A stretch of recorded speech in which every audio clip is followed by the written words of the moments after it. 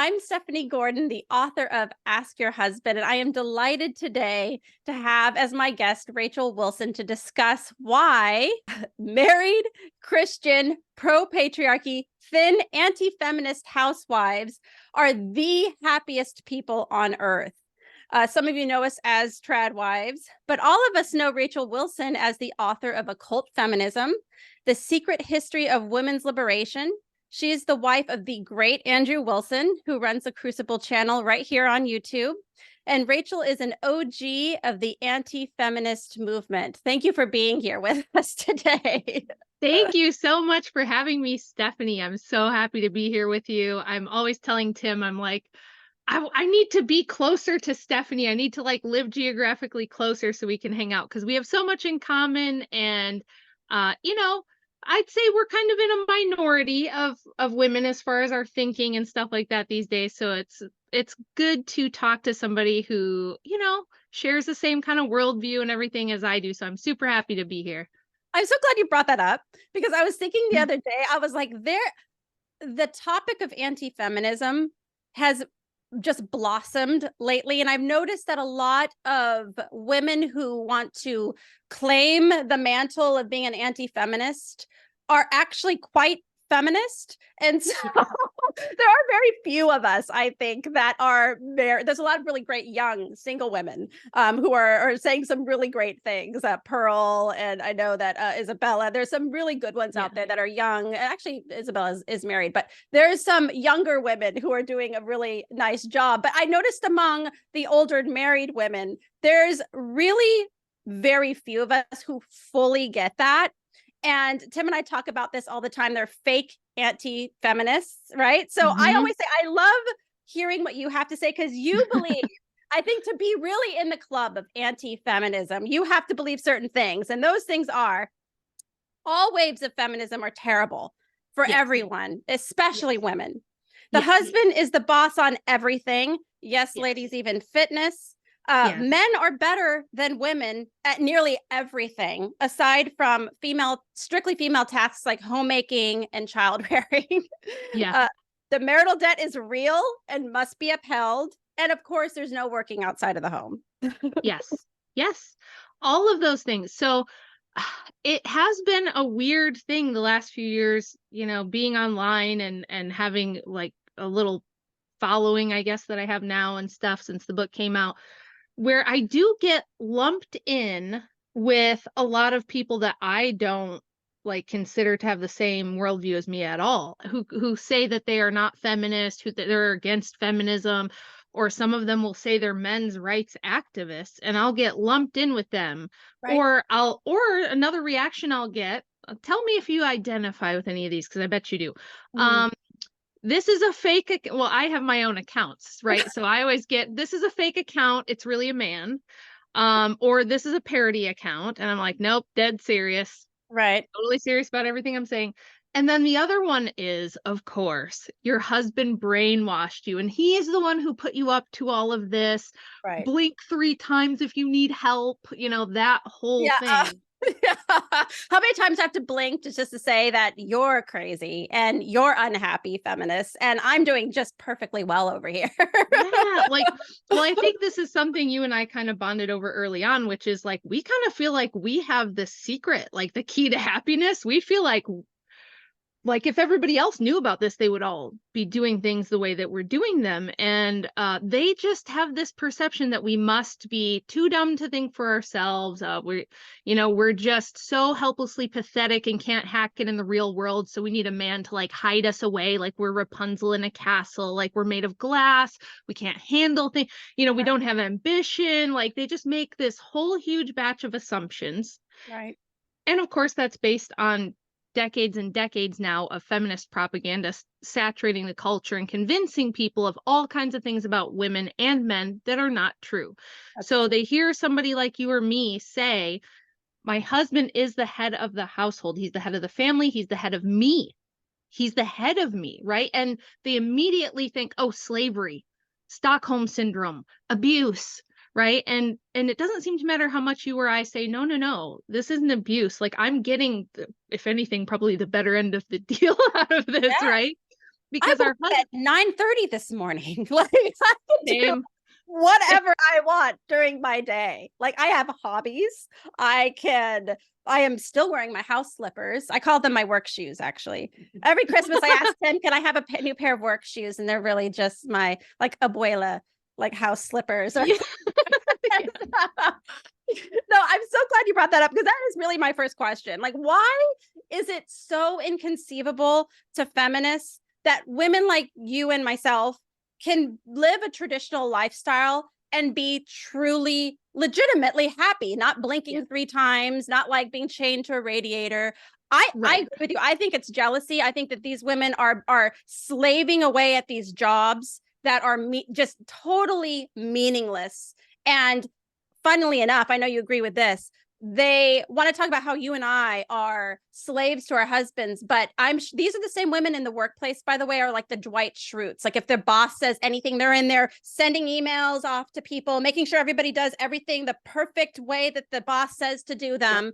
And then they're turning to us and be like, but if you do that with your husband, that's where we have a problem. Yes, exactly. They're happy to take orders from think of all the way K through 12 public school, when girls go to school, and what are girls good at? Following the rules, sitting still, taking orders, getting the pat on the head from teacher because you did everything you were supposed to do. They're fine with that. If a policeman, drives up behind them and turns on his lights, they're going to pull over and do whatever the policeman says. They happily pay their taxes. They are happy to obey all the rules and all the authority throughout all of society except one. There is one authority that they refuse to follow, and they're indignant about it. And they're like, I will never let a man tell me what. It's like the one man who actually cares about you and has a personal vested interest in your happiness and well-being is the one guy who you think any attempt for him to have authority is like slavery and oppression. And it's, you're trying to control me and all this stuff. And it's like, I felt a lot more controlled prior to meeting my husband and getting married. And I feel like actually I'm much freer and more liberated to be anything I really want to be with it, within reason of what he says. But it just happens that the things I want to be are the things he wants to allow me to be. So he worked, a lot of hours for a lot of years so that I could stay home with babies, because since every other woman is in the workforce, we have a 2-income household. Now, this is something that women never think about. They just go, well, it takes 2 incomes nowadays. I'm like, yeah, why? Why do you think that is? When did that happen? Well, it happened in the 1970s when women entered the workforce en masse. I mean, like within a decade, almost overnight in the grand scheme of things, women just jumped into the workforce, whether they had children or not. We had all this new welfare state, daycare stuff, public school programs, before and after school programs. So women just went into the workforce. Well, if you think that didn't have an effect on men's wages, you would be wrong. It's pretty simple supply and demand economics. And so now we are in a position where it's very difficult for women who recognize motherhood as a full-time vocation, not a part-time nights and weekends gig, to stay home and fully dedicate themselves. And so like part of what I'm trying to do is take back the language and the narrative from the feminist propaganda. So one of the things I get in trouble all the time for is I would say, you and I, Stephanie, we are moms. Okay, we're not stay-at-home moms. We're just moms. And the working moms are stay-at-work moms. So I call them stay-at-work moms, and we're just moms because it's this constant attempt to other us as the weirdos, right? Absolutely. To separate us out and make us the weird ones. And also too, I don't care. I like to even call myself a stay-at-home wife because even I noticed this with the feminists, that they will, in some instances, they'll allow a woman to stay home so long as she's taking care of children. But if, let's say there's a woman who's just unable to have children, or newlywed women, like we know you're Orthodox, I'm Catholic. We know, the church is telling us that you have to be at home once you are married. It's not just once children are coming home. What I find so funny about this is that if you're a wife without children and you're home really minding your household, making it a beautiful, comfortable, lovely place for your husband, making your husband's life easier, those are the women they truly despise, because Yes. they're like, what are we doing? There's no children in the house. Like, why are you treating your husband as like a child? It's like, yeah, Yes. no, I know my husband could do these things around the house, but why? Why would I have him do those things? He's out facing the world. He's bringing in the income. He's providing me a wonderful life. I don't have to get up, do anything aside from things that, let's face it, these feminists, it's so funny, on Twitter or on these TikTok, showing these videos of, this is why I don't want to be a housewife. And it's just them cleaning their toilets, as if like a woman don't have to do laundry, clean a toilet, shop for food for themselves. These are just things that human beings, regardless of their marital status or really sex, have to do. Single men have to do these things around their house. Basic self-sustenance tasks. And they're like, you're not going to make me do that. It will never cease to amaze me that the most controversial things I've said, because I've said a lot of controversial things in the context of the day and age that we live in, that I would think would be like more contentious, but the thing that sets people off more than anything is when I say my husband does not do housework. Since we've been married, he's never done dishes. He's never done laundry. He doesn't, give the kids baths. He doesn't like do all of that stuff. Change diapers. All of that. Change diapers. Yeah. Losing their mind. Let me just take a. Why is it diapers? What is the deal with changing diapers? Where they're like, the man better be changing 50% of the diapers or else, and they just lose their minds. People just freak out about doing basic housework tasks. I want to like raise a glass, and also like I like back in the 90s when you would like light your lighter during a concert at the same time, for that tweet that you did about how your husband doesn't do housework. I could have, if I could have printed that out and framed it and put it in my home, I would have done so. Probably. Now I know what to get you for Christmas. Now I know what your Christmas gift will be. Print it for me, please. And also the one where you said that you bring your husband when you're in I do the same thing around my house. My husband is not going up. I made him a meal that I hope that I want him to be pleased with. I'm going to present him. It's like a gift. I'm doing that. Women who are around the house that are making meals, this is not just something that we're slopping through. It's just like a utility, like just like pigs at the trough. Just go take whatever you want. This is an art form. This is something that we take time and pleasure in. I made this for him. I'm going to present it to him on a plate and bring it to him because A, I love him, and B, I want to present something that I made for him. When you did that tweet where you said that when you're out in public, you bring your husband his plate, and people freaked out about this. I'm like, what a bunch of nasty harpies, that they don't understand the basic principle that when you love somebody, you afford them comforts. And when somebody like your great husband affords you the lifestyle that you have, doing little niceties like bringing him a plate of food really isn't equivalent to being chained to a radiator, is it? Right. Yes, chained to the stove in the kitchen, forced to give birth repeatedly until I either die in labor or of hearth death or something. And it's so funny because it's like they have these preconceived notions that are so silly if you think about them for more than 2 seconds, but they think I'm the crazy person because I say, if we go to a family function, a barbecue, a party of any kind, or we're, at an event and there's food, I just go up and get him his plate of food. And there was all the crazy thing though, the men who got mad about it, these feminist men, I couldn't take it. They were like, I want to get my food myself because I know what I like. And I just said to them, this shows that you can't conceive of having a marriage as close as the one I have, where I do know everything he wants. I do know everything he likes. I even know how he likes it on the plate, right? Exactly. I know what portions to give him. I know what salt coefficient he likes. Right. I know that he doesn't like his salad next to like something that's runny because it runs in. Like, I know all that. You know why? Guys who say that, that's so crazy to me. Basically what they're saying is like, I don't want a woman who takes the time to understand the things I like and don't like, and who affords me the niceties of life.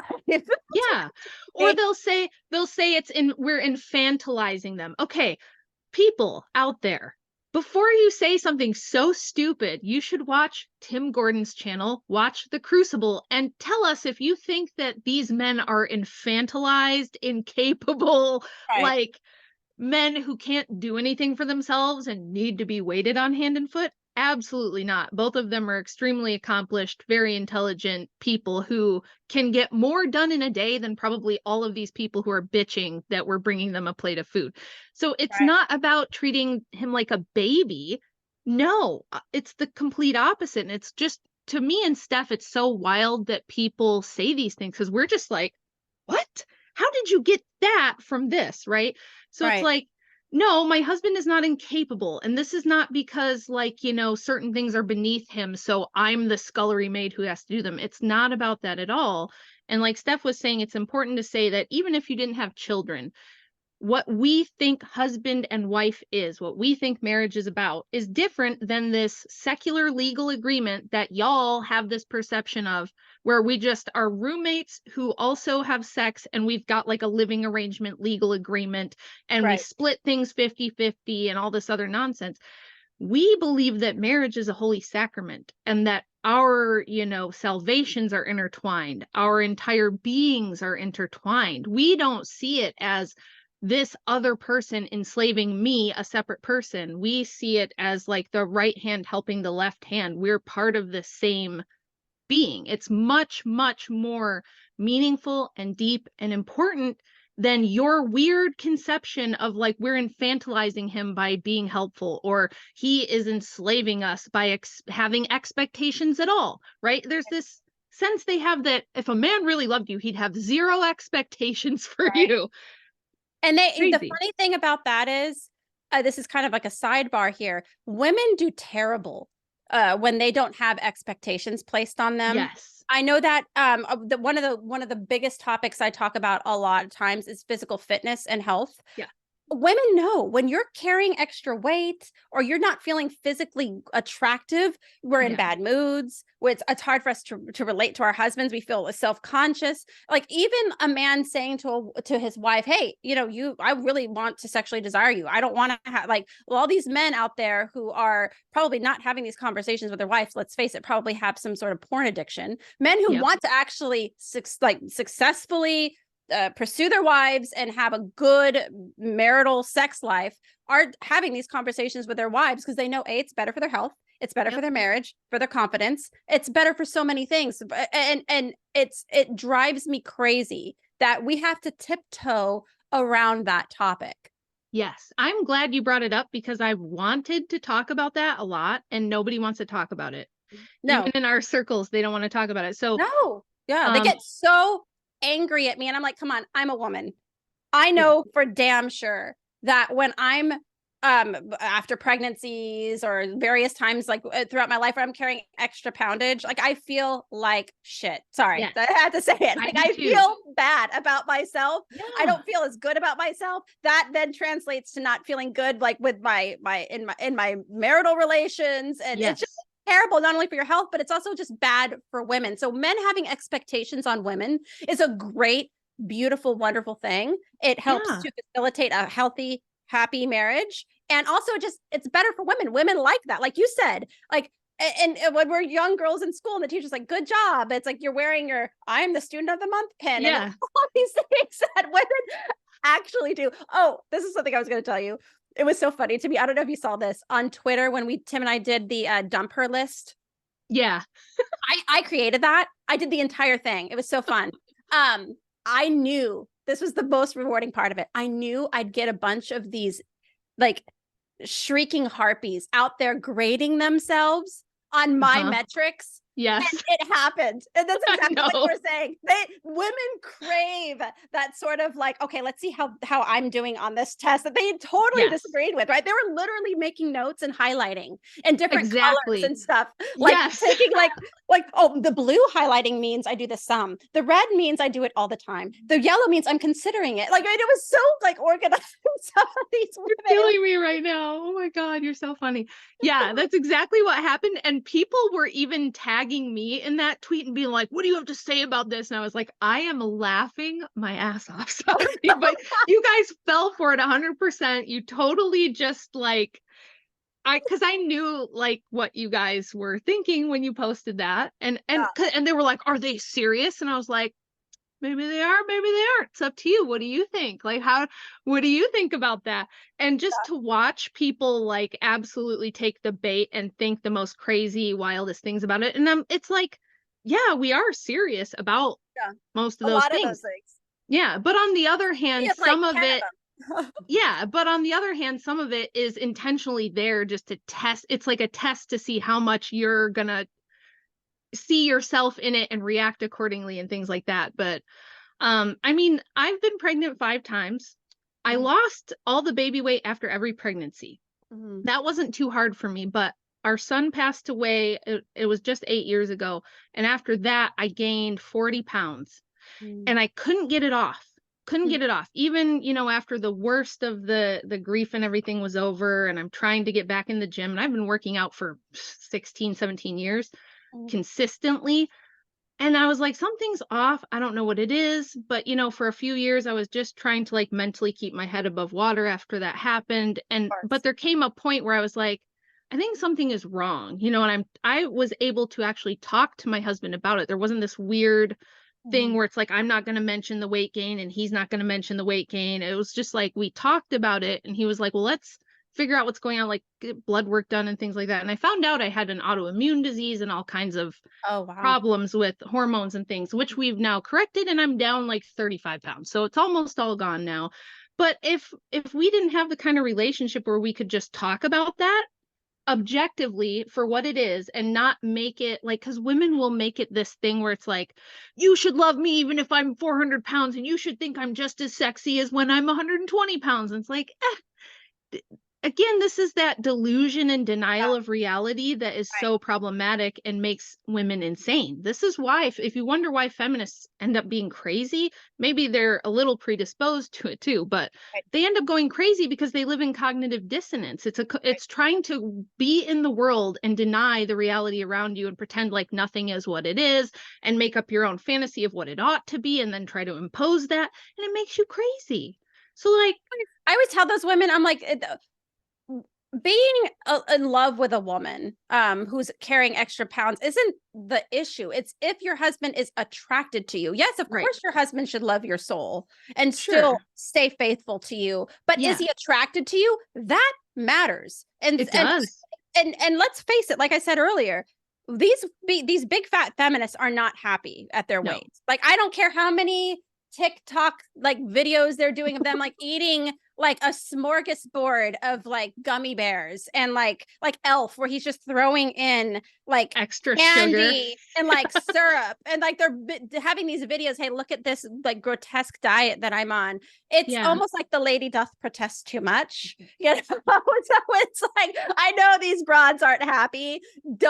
I don't buy it for a second. Yeah. A She is lot of it is yeah, we're tired of the gaslighting. We're right. tired of the gaslighting where it's like we're the ones who are being like realistic and seeing things for how they are. And I think a lot of it is being able to just like face it and be like, like I did when I had gained weight, to be like, I've gained a significant amount of weight and I really want to get this off and I need some help figuring this out. And Right. it's a problem because having a good sex life in your marriage is extremely important. It's extremely Right. important. And I don't think it's like there's this weird feminist idea that it's okay for that to just disappear and like men should be fine with it and women should be fine with it. And like on the one hand, they're all like fine with polyamory and like Oh yeah. bisexuality and all this other crazy stuff. They're fine with that. But it's like, if you want to have a healthy dynamic in your marriage, that's weird. And they'll say to me that I have a kink. They'll say that, Yeah, they having a say, yeah. traditional Yeah. marriage is like a kink and a weird fetish. And I'm like,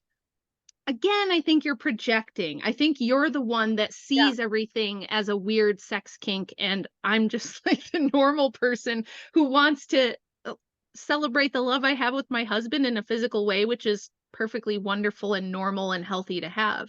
And it's a great part of life. So it's like, Yeah. I just, Understanding men's nature. Like, okay, you know what? Everybody has to hear all the time. about what women like, what women prefer, what women need. But when we just say basic facts that men are visual creatures, and I think, what was the statistic, Tim? Like, men think about sex like 99 times out of the day, and like women, it was something like 3 or something. Yeah. It's just the basic biology, like it's just basic facts. And if women want to bang their head against the wall on that matter, then yeah, they're gonna have very sexually frustrated husbands and a very unhappy marriage. The women who I think have the most healthy marriages that I see are the ones that understand a man's nature, that they should be looking nice for their husband, they should be pleasant, they shouldn't be nagging to them, and they should be giving them sex as often as they can. Like, yes, the best marriages. I agree with all of that. And it's like, when I say that, people lose their mind, and it's like, I'm trying to drag women back into the Stone Age. I'm trying to like take away their rights and destroy. And it's like, no, I'm not the one doing that. That's actually the feminists who are wrecking everything and destroying your life. I'm saying it's actually probably in your nature as a woman to want to be beautiful and to want to be desirable, and for the man that you love and respect to see you and think that you're beautiful and attractive and desirable, and that's okay.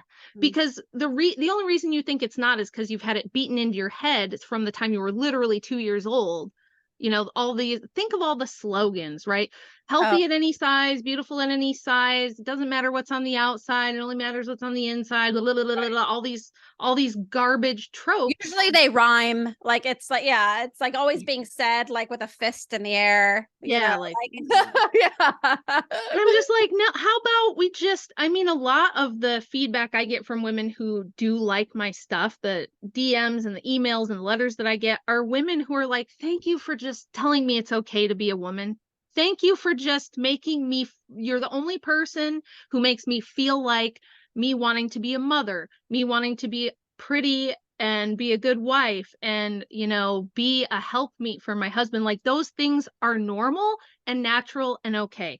Thank you, because they want to live that way. And then everyone around them, oftentimes even their own like Christian conservative female family members, will shame them for it and tell them there's something wrong with that and it's weird and you shouldn't be like that. And they have a hard time articulating why they disagree, because, like I said, the entire culture, everything from Hollywood to music to kids' cartoons even, is so saturated with feminist propaganda that a lot of women don't even, number one, they don't realize they're being feminist or acting or thinking like a feminist. And then when they do want to break out of it, they don't know how to articulate that choice to like the women around them. And so they feel very defeated and they just kind of cave to it. So a lot of what I think both of you and I are trying to do is make the case, right, for why, no, this is good and righteous and fine and wonderful and natural and all those things. And you don't have to be a feminist. And for the women who deep down, like, they know that and they feel like this incredible sense of relief, like, oh, thank you. I feel okay about this now. Like, it's weird that we have to give women permission to be women. Right. Exactly. No, that's just, I couldn't have said that better myself. It's funny. The woke left doesn't even know what a woman is, but yet they're out there prescribing what makes her happy. Right. And they have just the wrong ideas. That is just so great. My other thing I wanted to ask you, this is an interesting question I was thinking about just recently, is what are women who don't embrace a traditional lifestyle, what are they missing out on? Because I get this all the time. I'll see in Tim's comments, I know you do too, because our husbands do very similar things. They'll say, oh gosh, I feel bad for your wife. And I'm just like, honey, why? I know. Like, I don't have to, I have the freedom. The freedom of not having to be the head of the household. Like, every like decision, Tim's like, you know, he takes care of it. I'm just over in the background, like, cool. What delicious dessert am I going to make today? Am I going to be able to watercolor and wear my work shoes with my house slippers? Because I'm going to go play video games with my kids for a couple of hours. Like what? It's so funny to me. Like, do feminists not like having free time, sleeping in, being around their house, just hanging out, generally watching movies, eating apps, you know, like, did they just object to those sorts of things? Because that's typically, aside from the chores that just human people are just doing around their houses all the time. That's typically how I'm spending my time. Yeah. Well, when you sent me kind of some bullet points you wanted to talk about today, I told Andrew, I was like, I'm so excited for this one because I finally get to really talk about this, like, you know, like with another wife who's like me, who gets it and has like a really similar kind of lifestyle. It's just going to be so nice to talk about those things. And I told him a couple of them. And this one came up of people saying, oh, I feel so sorry for your wife, to Tim, because Andrew gets that all the time. Yeah. All the time. And Andrew turns to me and he kind of goes, oh yeah, I'm sure that Stephanie's really upset about being married to this tall, buff, handsome Chad who's super smart and has this great show. And like, I'm sure her life is just horrible. I'm sure she's just so sad that she's stuck with that guy forever. Right. And I feel like I feel the same way. It's like, I have a husband who I think is amazing. Like, even if I wasn't married to him, he's the kind of man I would look at and be like, yes, I have some like serious respect and admiration for that guy, because he's like, he knows what he's about. He's very intelligent. He's super capable. Just so many great things about him. He's also really funny, if you haven't noticed. He's a very funny guy. A lot of charisma. I think he's extremely handsome. I have this embarrassing story about the first time I laid eyes on him. He came to like pick me up for a date, and I opened the door, and it's the first time I saw him in person, because we actually met online, which is a weird other story. But I saw him in person, and it was just like that scene from Wayne's World where Wayne sees Cassandra and like there's all the stars and like Dreamweaver comes on. It was like that for me. It really was like a love at first sight thing where I was just like, oh, wow, you know, and it's 16 years later, I still feel exactly like that. And I really wish other people got that. And it's not lost on me how lucky I am for that I get to live every day of my life with this guy that I'm just like super in love with, you know what I mean? And it's like, to serve him for me is a privilege. It's a privilege. I'm honored to be the person that he chose. Nothing makes me happier than doing that. So the fact that he's willing to work really hard so that I don't have to have a job, and so that I can raise the kids the way that we both want them to be raised and dedicate my time to my family, I could never repay him for that. So this idea that like, oh, you should feel sorry for us, please don't feel sorry for us. I'm literally living the dream over here. Okay. Like, this is like the kind of life I always wanted growing up, because my parents are divorced. My childhood was not easy because of it. It was really rough. And all I ever wanted was this like idealistic, intact family that everyone told me didn't exist and wasn't possible. And I have that now. So thank you for saying that. That is exactly how I feel. There's what women, when they're reacting to you bringing a plate, or, you know, your husband doesn't have to do housework, what they're seeing is a woman who is truly in love, grateful for the wonderful man that she has in her life, and that she wants to repay him. Like I said, we have such wonderful, my husband strives, and he tells me this all the time, to give me an easy lifestyle. He's like, I want you to be comfortable. I want you to be happy. I want you to be just looked after and safe. And that's why I'm here in this house. And he provides all that for me. And there's not a day that goes by that I don't look at him with pure admiration, just like you do with your husband. And the tokens of things that I can do for him throughout my day, or our years together. You know, we've been married since 2005, bringing him a plate, not bothering him with stupid chores that I'm going to, making the house a beautiful, lovely place, you know, holding the marital debt. By the way, another appreciation. My husband doesn't have a porn problem at all, because mine either. Thank you. You know why, ladies, that we're two women sitting here saying that our husbands don't have an issue with that at all, is because we are mindful to our husbands' preferences and the things that they like, and we treat them with respect, dignity, and love. That's why. Who would have known that that was the recipe for not having some cuck, weirdo, like simpy creep husband? Is just those basic ingredients, right? Just a little bit of salt, right? Yes, exactly. That's exactly right. And that's another thing that so many women deal with, that I'm like, I'm so thankful that it has never been an issue. It's not an issue. My husband is very vocally against pornography, and And then, you know, these awful, you know, haters will say stuff like, oh, I bet he's secretly watching all this. And I Yeah. bet he says that to you. And it's like, okay, we are very open. Like any accounts I have, my husband is in those accounts. So if you're trying to, Yeah. I don't get a lot of DMs, honestly. I don't get a lot of like creeper DMs Mhm. ever.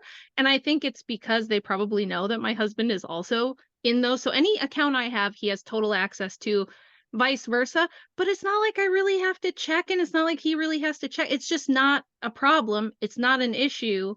And I don't know, it's like It's so really true. nice for me that I don't have that like thing where I have to check his phone and see if he's watching that stuff. It's just, it's not a thing. That's how it is with women like you and I whose husbands are have like an online presence. It's funny because we have that you would think that they have all these avenues, right? Of Right. being secretive if they want to. But it's funny. I don't have a cell phone. I got rid of it because it was too much of a distraction. My life has just been 100% better ever since. But Tim, half the time he's like Oh, asking me, "Oh, can you do this tweet for me?" Or "Can you check the email?" And we yeah, have, yeah. you know, it's like it's just all the time. I'm helping him because I am his help me. I'm out around Yeah. the house all the time trying to help him run this whole thing. So I'm Yeah. in the same as you. I'm in the comments, all of his accounts, emails, just all the time because he's like, frankly, Tim.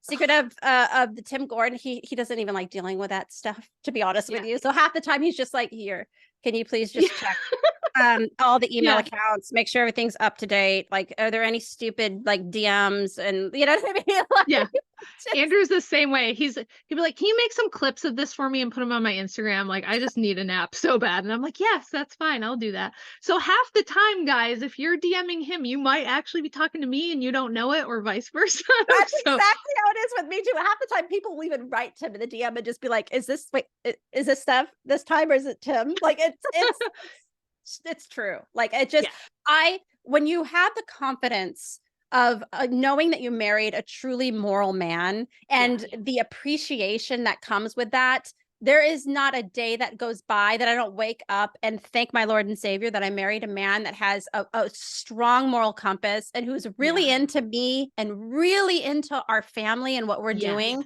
together. When you have these incels on the internet that peek in and they're like, "Oh, your husband must have a pornography addiction," and you're like, lady, you don't know anything. You don't know how to run yeah, your own life. You don't know what makes a woman truly happy. And now you're peeking in on situation like yours. Like if people are saying that to you and they're like, this is like something that you should be learning from and yeah, asking women like Rachel Wilson, like, what are you doing right that your husband is this happy, this accomplished, doesn't have a porn problem, clearly super into his wife, and you are as happy as you are? How about yeah. we get, bottle that up and sell it because you're doing something right over there.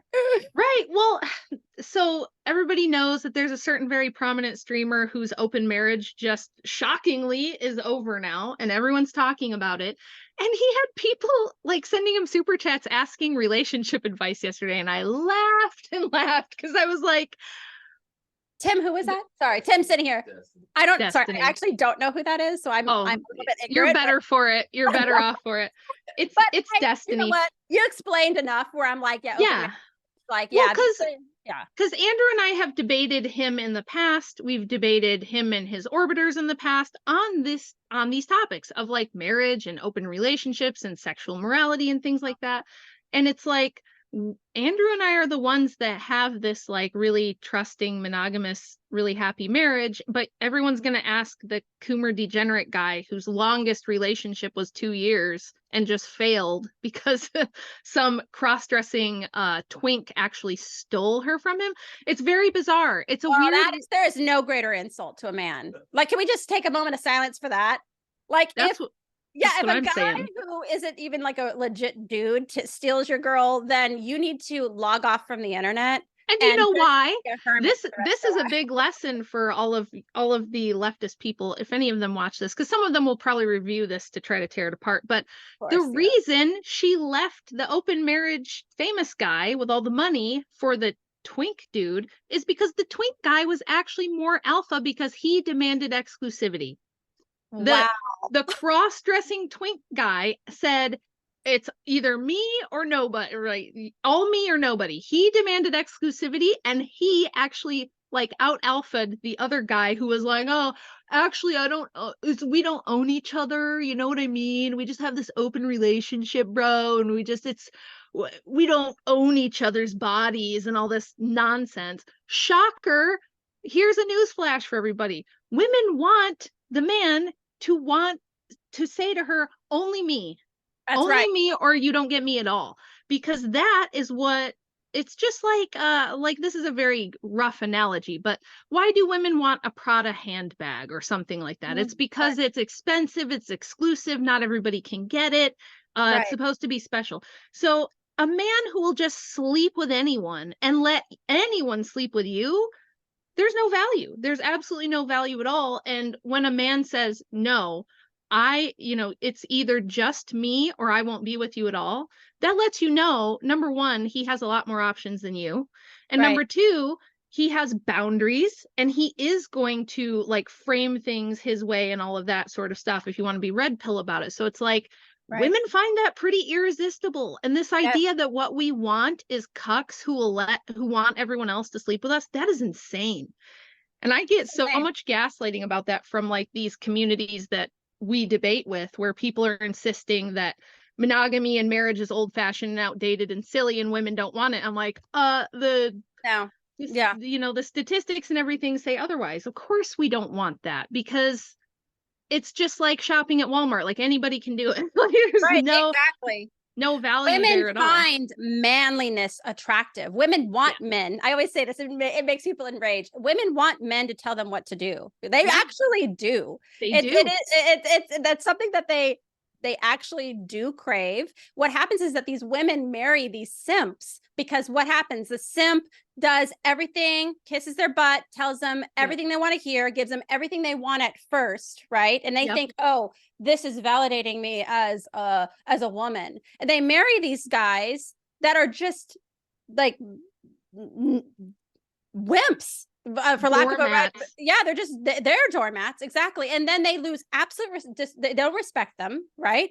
They go off and in their married lives. These are the same women who are complaining to their friends and anybody who could hear it how bad their husbands are, because they didn't marry a man. They didn't marry a true man. They married a simp. And that, at first, I guess I never was attracted to that. I thought that was just disgusting. But any woman who's, I guess, into that initially, that will fade real fast, and then they'll resent him. Exactly. You'll resent him forever because he just lays down and goes, oh. So it's like, that if there was ever a threat, this is the irony, right? Is that people accuse us of like infantilizing our husbands and being their mothers because we serve them. But actually, no, it's you feminists who have the beta cucked husbands who are the mothers. You have a little baby that you have to mother. Because if you say, oh no, honey, there's an emergency of some kind, what should we do? He's going to look to you and go, I don't know. What do you think, honey? What do you think we should do? And what am I allowed to do today? Am I allowed to go to go pee pee and poo poo in the potty? Yeah, honey, can I go out with my friends this week if I'm really good and do all the dishes? Like, or the women, like I posted this to Twitter, the women who make a list and they're like, oh, if you do this many things with the kids and you do the dishes and you do this many loads of laundry, then we might have a little bit of fun time together on Saturday night. You have to earn the sex, right? This sort of thing. All you're telling me, lady, is you are not attracted to this guy at all. That's all you're telling me. You don't desire him at all. And you're like, ugh, well, he wants me, I guess. So what can I hold over his head and what can I make him do in order for this exchange to happen? It's like, I'm sorry, but I do not envy you. And I don't think you have the better deal here. And you sound like the one who's the mommy and has the little baby at home who's asking you, like you said, mommy, can I have a snack before I go to bed? Is that okay? Yeah, it's like, can I have a juice box, mom? Mom, you didn't get the Capri Suns. The Capri Suns are my favorite, Oh, and the she's meatloaf. like, yeah, you didn't do enough dishes this week, so you don't get Capri Sun. You get Kool-Aid juice boxes or what. They're the ones that sound to me like they have this mother-child relationship, and that's why they resent him, and that's why this is a problem I've always had making female friends. When I get together with married women, it instantly becomes, let's all bitch about our husbands. Let's Yep. complain about them. Let's throw them under the bus. Let's just air every grievance we have, every little nitpicky thing we don't like about our husbands. Let's all just talk about it. And I won't do that. I won't do it either. I will, like, I tell women this because I run an Ask Your Husband book club, and I get this question a lot. What do I do if a woman I know in my family, this happens a lot, or friends, they start saying something bad about their husbands? I just tell women to say, I will not be party to this. Say this to the wife: you were supposed to be his best friend, and get up and leave. And there's no response to that, right? Yep. Not only that, but I always say to this, Rachel, shouldn't it be the case that if you're a strong, independent, smart woman, that you should be able to do something as simple as pick a man that you aren't going to complain about for the next how many years until you eventually end up divorcing him or doing something stupid? Like, why is it that the women that claim to be the most independent, intelligent are the ones out there picking the worst dudes? Yeah, those two things don't work together. I can make my own choices. That's why I chose a guy that I can't stand. Yeah. I am a smart woman. Now let me tell you about this horrible man that I married, and so you can make your own judgment on whether or not I make good choices or not. Right. And there is actually like a contagion. There was a big British study I cite often where they looked at couple friend groups, and whenever one couple would get divorced, the chances of the other couples getting divorced within like that year goes up like 80%. Because it's women wild. are followers. Women are followers. They're natural followers. So that makes perfect sense to me. This is why we have that epidemic. You see like the women who are getting divorced, and then it's all their stupid girlfriends in like the tightest, like skankiest outfits, like having like a divorce party together. Is always a boa, like a feathered boa is always involved. And lots of phallic shaped snacks and treats, and everything has to be shaped like that because it's like their bachelorette party again. And this is the stupid thing, right? This is something that everybody thinks I'm just mean to women. I'm sure we're going to get this. You're just mean to women. You just hate women. And it's like, no, I'm trying to like snap them out of it and talk some sense to them, because this is a common thing that women will, they'll get married. The average age now is like 30 or something that they're getting married and having a first child, which is way too late if you ask me. But let's just say you get married at 27, not long after, your peak attractiveness and fertility. And you're with a guy for like 7 years. We'll just go with the whole 7-year itch thing. And you're 35 now, and you married this beta cuck that you're really unhappy with. And you think to yourself, I deserve better. Right.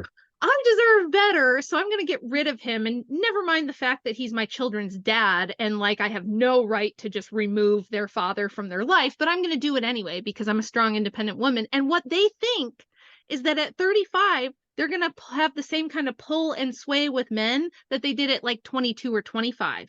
And then they get out into the dating market again in their mid to late 30s, and they're shocked that they're not getting these like 6 foot tall, 6 figures, alpha Chad guys or something. And it's like, what did you expect?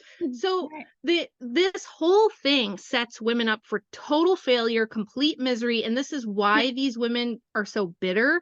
It's why they have such a horrible view of men. And they'll just say like, all men are trash. It's just men, you can't live with them and you can't live without them. And they become cougars in their older age and all this embarrassing stuff. And they're very unhappy. 26% of American women are on at least one psychiatric prescription. So don't tell me women are happy. If you've watched any of my stuff, I do tons and tons of like data, stats, studies about women's happiness over the last 50 years since feminism became the dominant narrative. Women are not happy.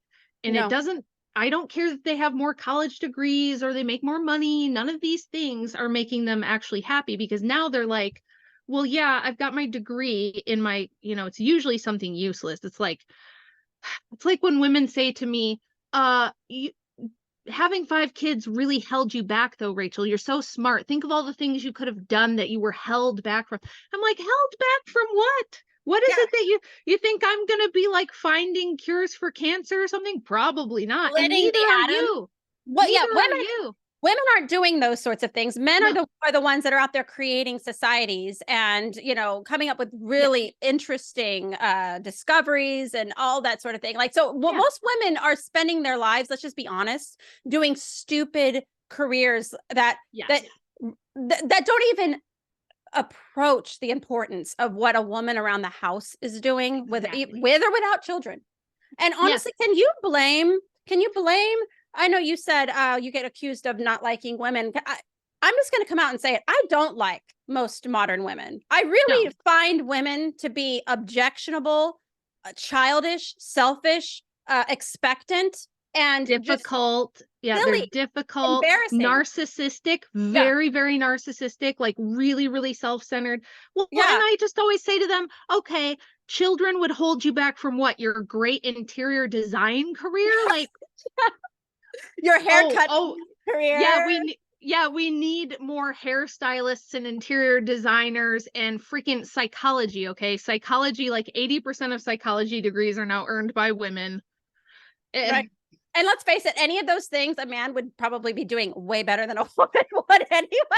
So I know people hate it when I say it, but I'm like, you know what, guys? One of the things I always think about whenever we have anything in the news, right, where we have like a war that's starting or anything, I'm always like, society comes and goes by the whims of men, right? If a group of men in America were just like, you know what, screw it all, we're just going to take over Baltimore. We're just going after Baltimore tonight. No one's going to stop them from doing that. So thank you, men.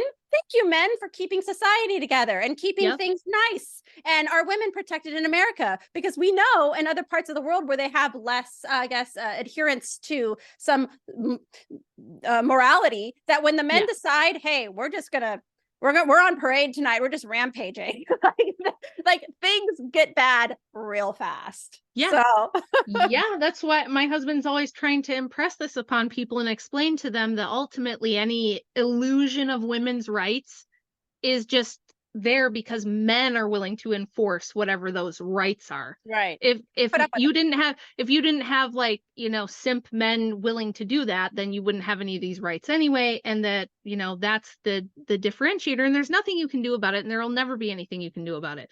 But I don't blame men, honestly.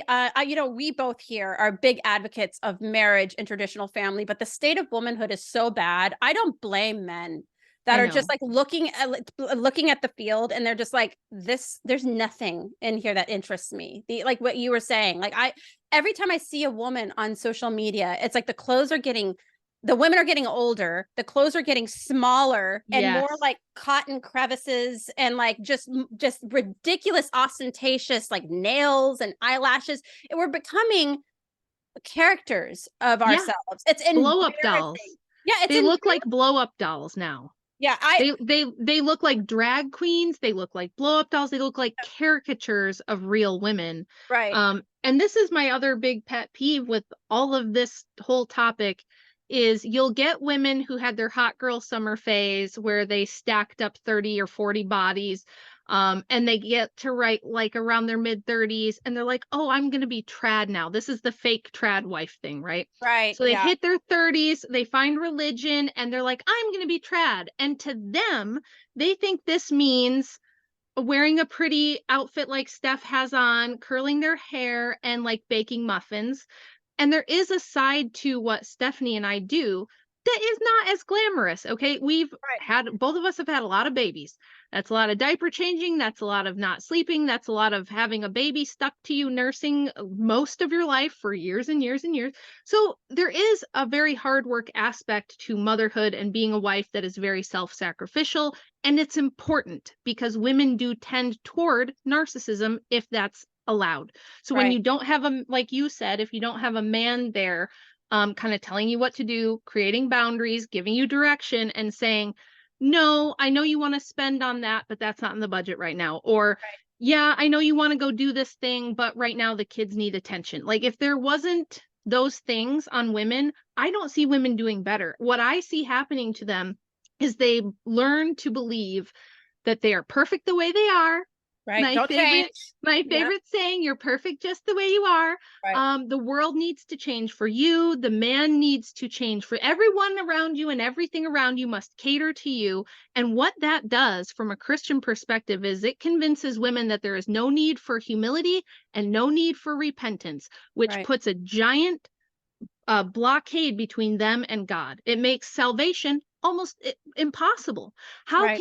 How can you be saved and be close to God and enter the kingdom if you believe you're already perfect on your own just because you are a woman? Right. And that therefore nothing's ever your fault. There's no reason to apologize. There's nothing to repent for. You're perfect the way you are. It's a horrific Luciferian lie, and it's at the heart of feminist ideology. Absolutely. I think a lot of these women think that they're living in the keeping up with the Kardashians, honestly. And life, as you know, I have 7 children. You have many children yourself. It's like Yeah. life comes at you fast. It's not about I know it's become kind of a glamorous thing, right? With the trad wife lifestyle. We're gonna dress up like Marilyn Monroe. Yeah. We're gonna talk in really sweet, sugar sweet tones and like kind of do Yeah. like little like that sort of thing. Life Mhm. comes at you fast. I have a child that's severely handicapped. You know, Mhm. we've had things that Tim's lost jobs, and you know, we've changed careers, and you know, all sorts of things. You have to have, like you said, and which brings me to my next question, a strong foundation in Christ our Yeah. King, and a willingness like him to sacrifice. And that Yes. is, I think, where we cut the wheat from the chaff for most women in this Yes. day and age. Are you willing to sacrifice and to follow not even just your husband's lead, ladies, but the ultimate man's lead, and that's Jesus Christ himself? If you're not willing to put yourself on the chopping block every now and again and say, you know what, not only do I have to do something unpleasant, but I also need to change something because I'm driving my husband nuts, or I need to improve Right. myself, then Yeah. you're a child. You are a Yeah. child. You'll go nowhere. And if you, yeah, fine, maybe you'll get a man to be attracted to you in your 20s. But I'll tell you this right now, you can attract him in your 20s, but you act like a gigantic bee. When you're in my age, in your 40s, you're going to be the one at parties where women like Rachel and I are like kind of like staying away from you because you're the one Yeah. complaining about your husband all the time. Yeah. Yeah. Exactly. And they just kind of radiate this like this misery, right? It's like this miserable, like when they walk in the room, everyone's kind of like, Oh, oh, here we go. here's Susan, you know? It's like Yeah, here she is. you don't Never want know to be everything about that. Bill. He doesn't know how to take out the garbage right. He never does any of the diapers. Like he never does this, that, and the other thing, right? And I'm just like, honey, you're the one that picked him. Like, don't bother me with your bad choices. All right. Yeah, I picked well. exactly. I picked well. I have nothing but good things to say about my husband. I know that there's been people in my family like, oh, you never criticized him. I was like, what? You know what? That there's no greater compliment to me that a woman coming up to me be like, I never hear you say anything about your husband. It's like, you're damn right. You never will. And you never freaking will. Okay, Rachel. So the next question I think goes really naturally with what we were just talking about, but I want to know, you're Orthodox, I'm Catholic. I want to know how your faith has helped you grow in femininity, especially when we're talking about sacrifice and just be willing to serve your family and your husband. Yeah, I mean, it's probably the reason. Like, I don't see a reason I would have to have ever even thought about these things or investigate. Like, when I was young and going, why are things the way they are? Why is everything so backwards? Like, I just want to be a mom. Why is that not allowed? And why is marriage so hard? And like, what's going on? I don't think I'd have ever had a reason to think about it, look into it, or look inside myself and ask myself, what are the things I need to change if I want to have like a really good marriage that's going to last, if I want to have a family that's like close and cohesive and like a meaningful life that way.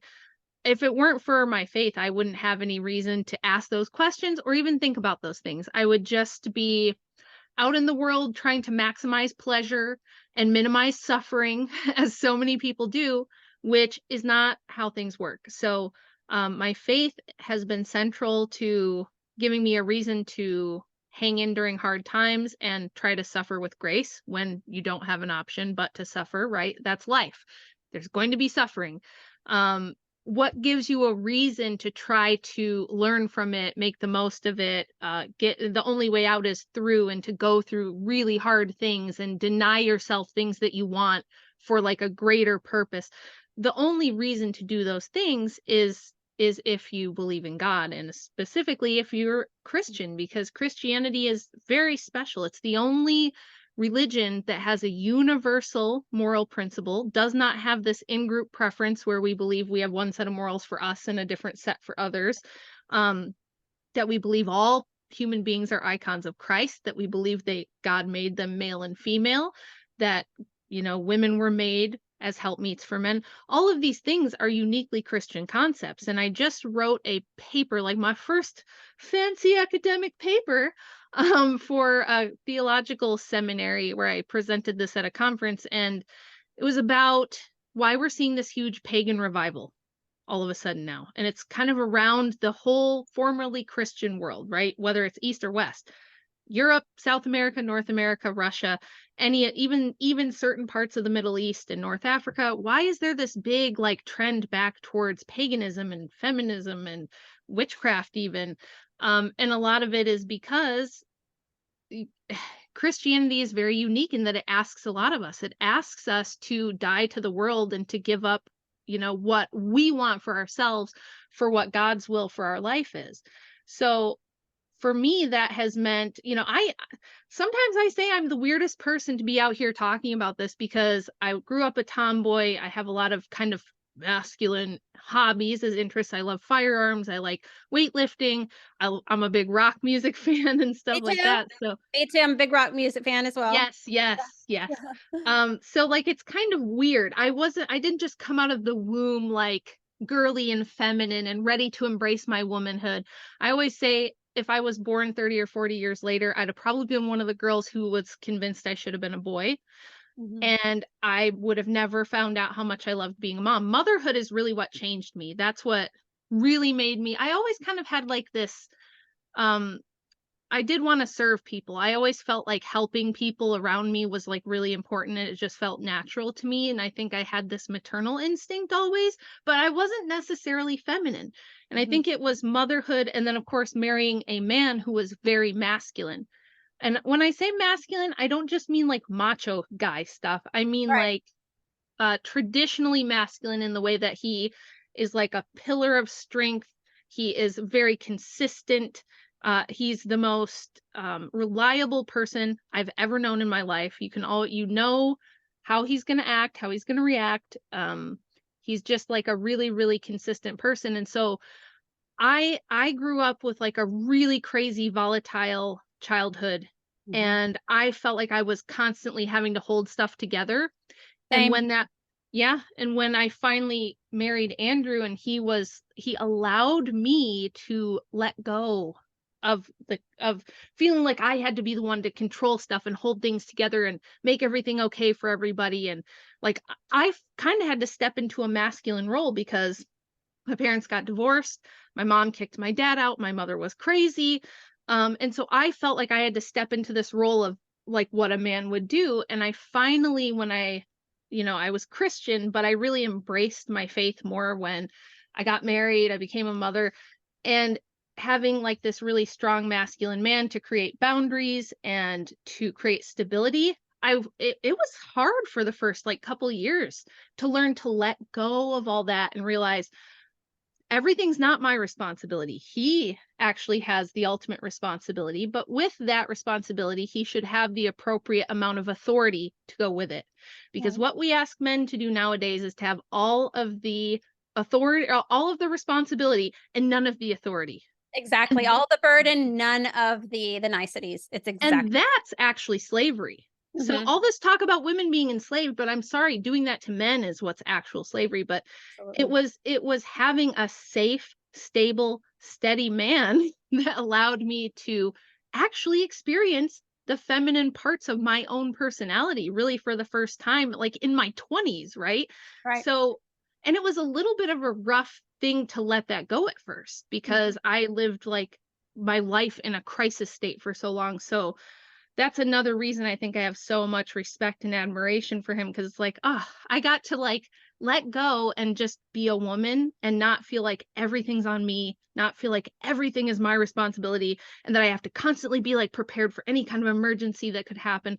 I got to relax and I got to step into myself as a woman, which was cool and weird at the same time. But it was, you know, having faith in God is what allows you to have faith in a man. And I had to trust God that this man is worthy of trusting, and that if I do what the Bible says I should do, if I do what the church says I should do as a wife and as a mom, that it's going to work out. And I think that fear is what holds most women back. They think that they have to control and they have to like force things to happen a certain way, and that's why they're so hung up on every little thing a man does. Like, oh, if he sets the cup of coffee down on the counter and it leaves a ring, oh my god, like I have to make sure he doesn't do that, and I have to make sure he's doing things how I think he should, and I have to make sure he's budgeting the way I think it should be budgeted. And the biggest thing for me was like just letting go of all that and realizing, number one, Rachel is not the only competent human on earth. Yeah.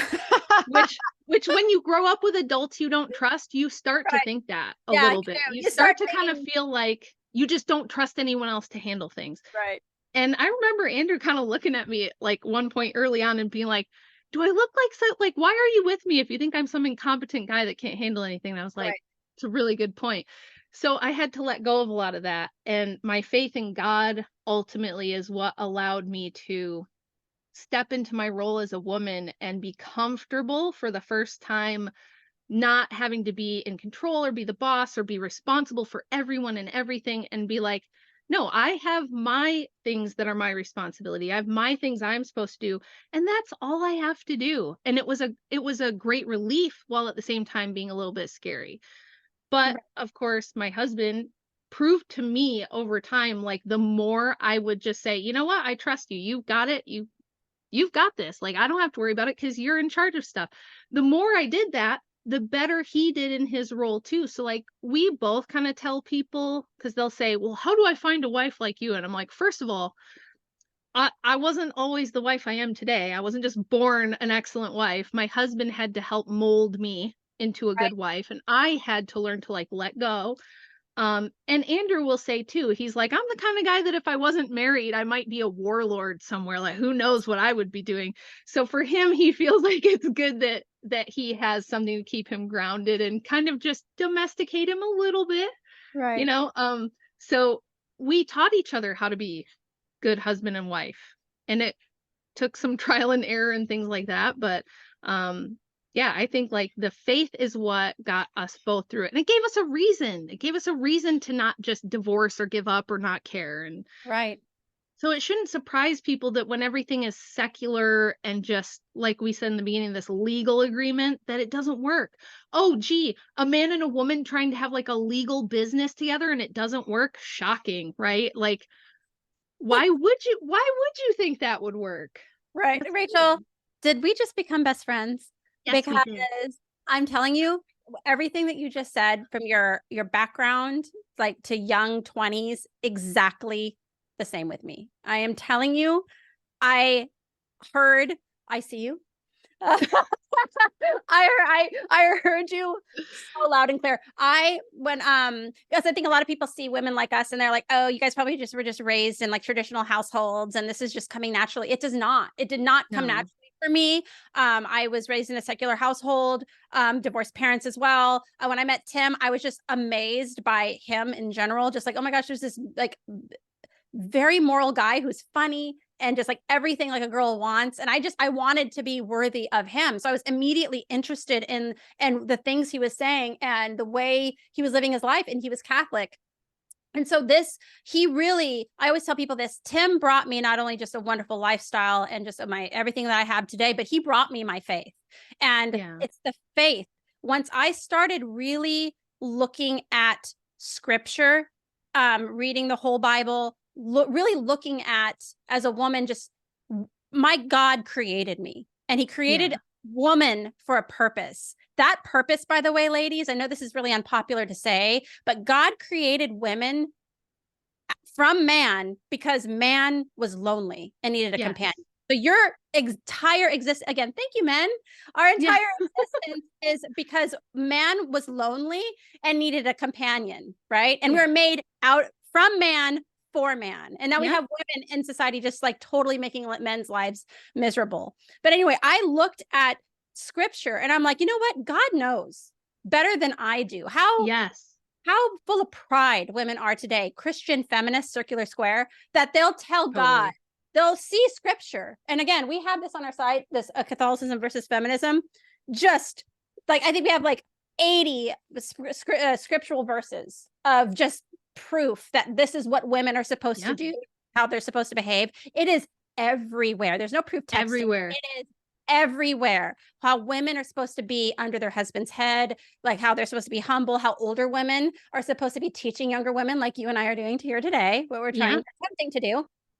Once I just let go of my own pride, and I was like, you know what, God knows better than I do about everything. I'm just going to see what he has to say about this.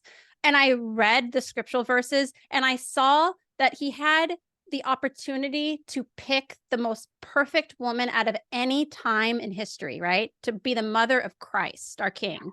And he picked Mary back then, because he probably, I mean, let's face it, could you imagine a woman like that living today? I certainly couldn't. But he picked Mary. Why? She was uneducated. She was a teen, you know, very humble. We know what God thinks is the perfect woman because we have Mary, right? Yes. We can, as women, there's no mystery here. If we're intelligent women, like a lot of women like to go out there like shouting from the mountain, I'm a smart woman, then pick up a Bible and look at what God thinks is the most perfect woman.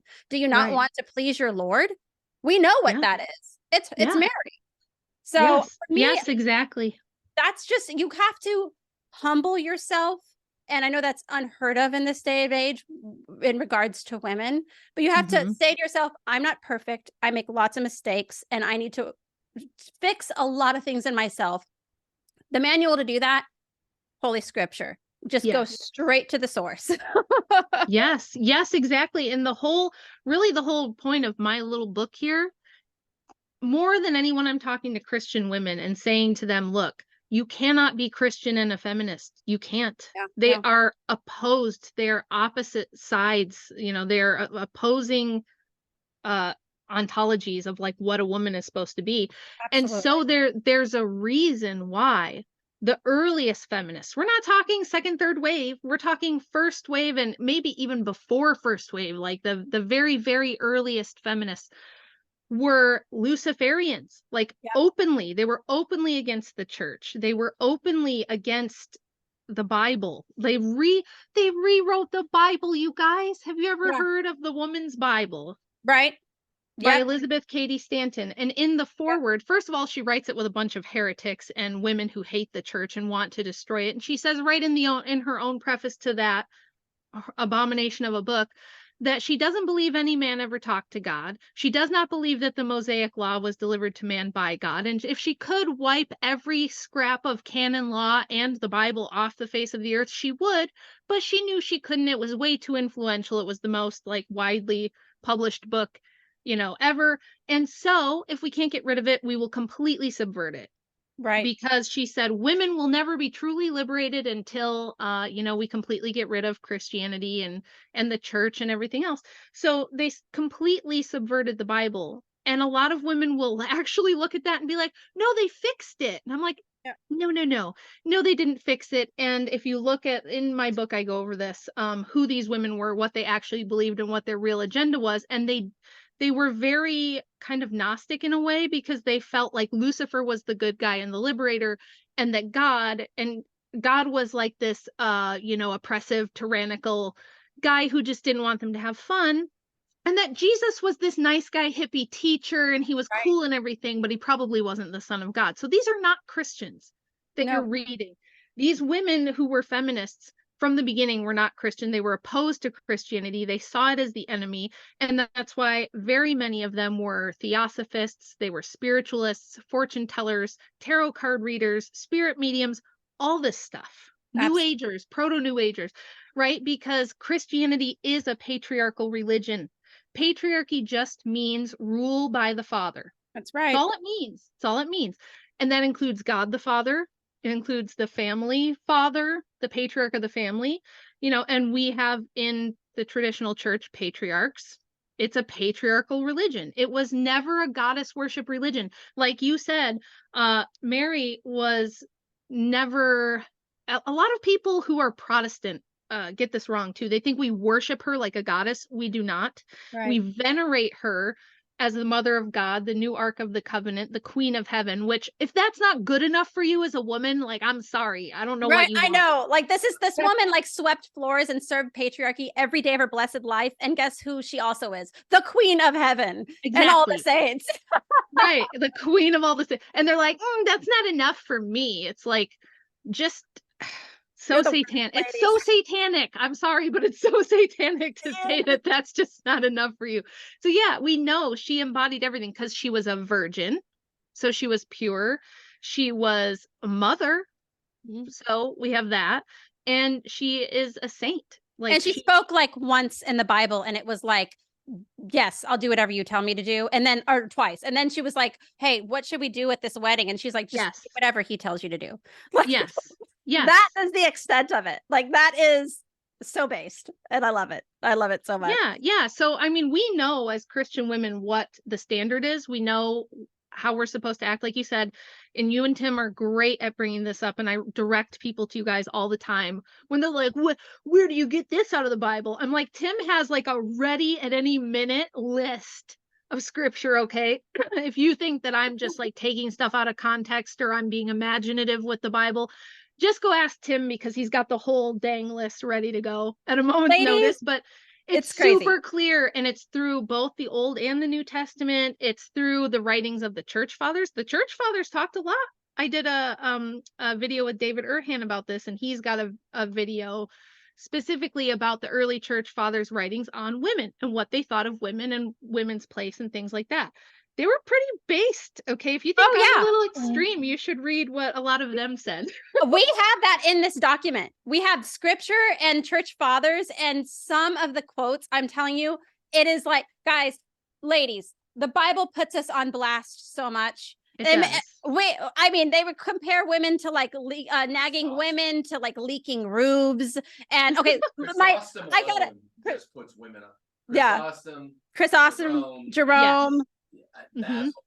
Basil the Great. It's the fathers are amazing. incredible. Like, yeah.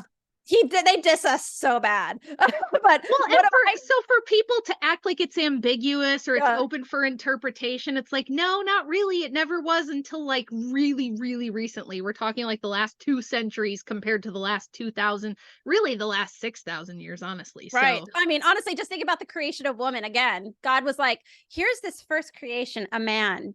Oh my goodness, he's lonely. Let me create something for him to entertain him from his own body. By the way, ladies, you're created from the rib of man. A lot of people get this mixed up. They say, well, we're created from the rib, so it's side by side. No, if you are equals with your husband, you'd be made out of, and who says this, honey? I know the Jerome says it. So many of the church fathers say this. If you were equals with your husband, Clement, you would be made out, Thomas Aquinas, you would be made out of his head meat.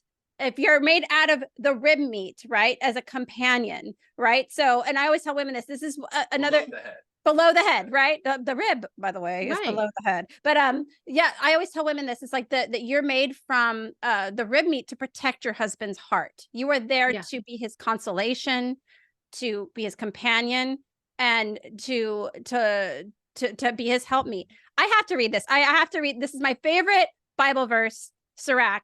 I love it. It says everything that you need to know as a woman, as a married woman. And it's so based. And I have to read it every time I do one of these streams. But this is Sirach 25:16-25. So everybody just put on a brave face for this one. I would sooner keep house with a lion or a dragon than keep house with a spiteful wife. A woman's spite changes her appearance and makes her face as grim as a bear's. When her husband goes out to dinner with his neighbors, he cannot help heaving bitter sighs. No spite can approach the spite of a woman. May a sinner's lot be hers. Like the climbing of a sand hill for elderly feet, such is a garrulous wife for a quiet husband.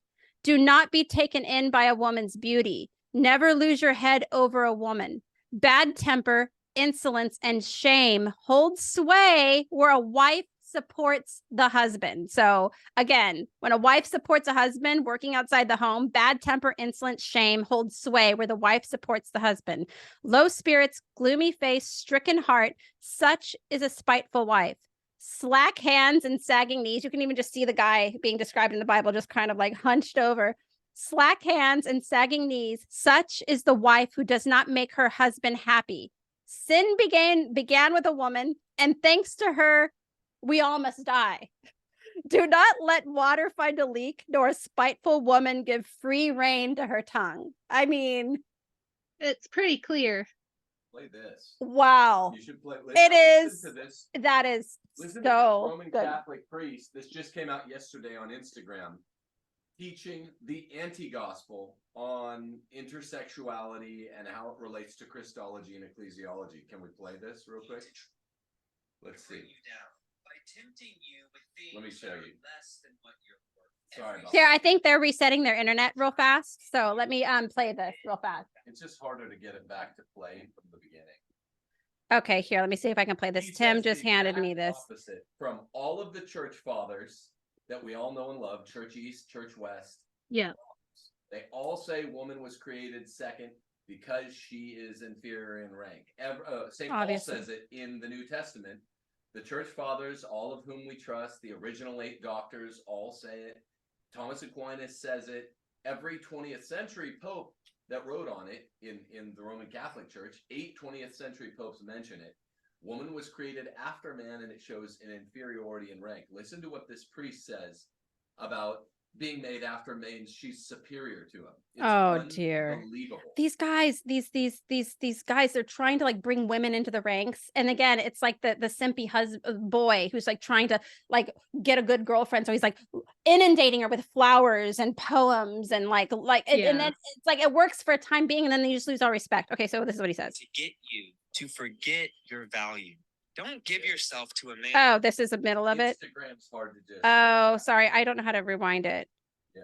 Sorry. Pause at the beginning. Yeah, no. Well, he said, while Tim finds that, can I share one of my favorite Bible verses? oh, yay. with you Yay. guys?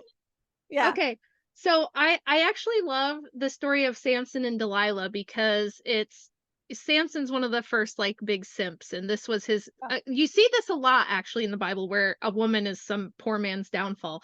So this is in Judges, and the people who want to destroy Samson send Delilah on purpose as like a saboteur and a spy to find out what his strength is and to try to figure out what his weakness is so they can kill him. And he does a pretty good job of telling her no multiple times, right? He gives her he tells her something fake. Now he wants to sleep with her, right? So this is the problem. She's like, oh, please tell me what your great strength is and why they can't kill you. And he's like, and he makes up a lie so that he can continue sleeping with her. Don't do that, fellas. Bad idea.